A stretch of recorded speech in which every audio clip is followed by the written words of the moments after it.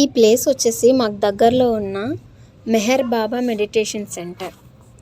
ఇది స్టార్టింగ్లోనే ఎంత అద్భుతంగా ఉందంటే చూసారా, ఒక చిన్న ప్లేస్లో మినీ జూలా ఎంత క్యూట్గా క్రియేట్ చేశారో.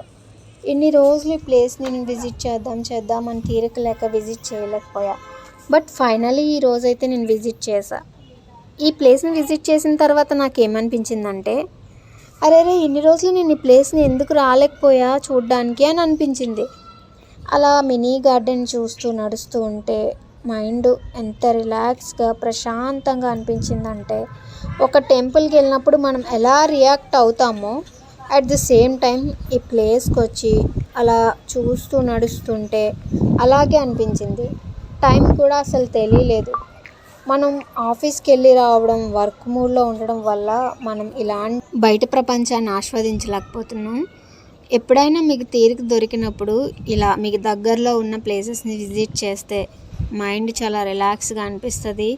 మన మైండ్లో ఎలాంటి నెగిటివిటీ కానీ అన్నెసెసరీ థింగ్స్ కానీ ఇలాంటివి ఏం లేకుండా మనం వెళ్ళిన కాసేపు అయినా మన మనసుకి చాలా ప్రశాంతంగా అనిపిస్తుంది.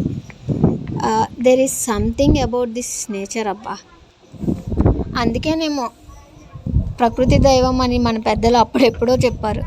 నిజంగానే మన మనశ్శాంతికి ఈ ప్రకృతికి ఏదో ఒక ఇంటర్లింక్ అనేది ఉందని అనిపిస్తుంది.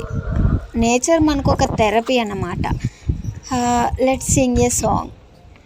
పువ్వుల్లో దాగున్న పళ్ళెంతో అతిశయం, ఆ సీతాకోక చిలుక వళ్ళెంతో అతిశయం, వేణువులో గాలి సంగీతాలే అతిశయం, గురువెవ్వరు లేని కోయిల పాటే అతిశయం. సబ్స్క్రైబ్ చేసుకోండి.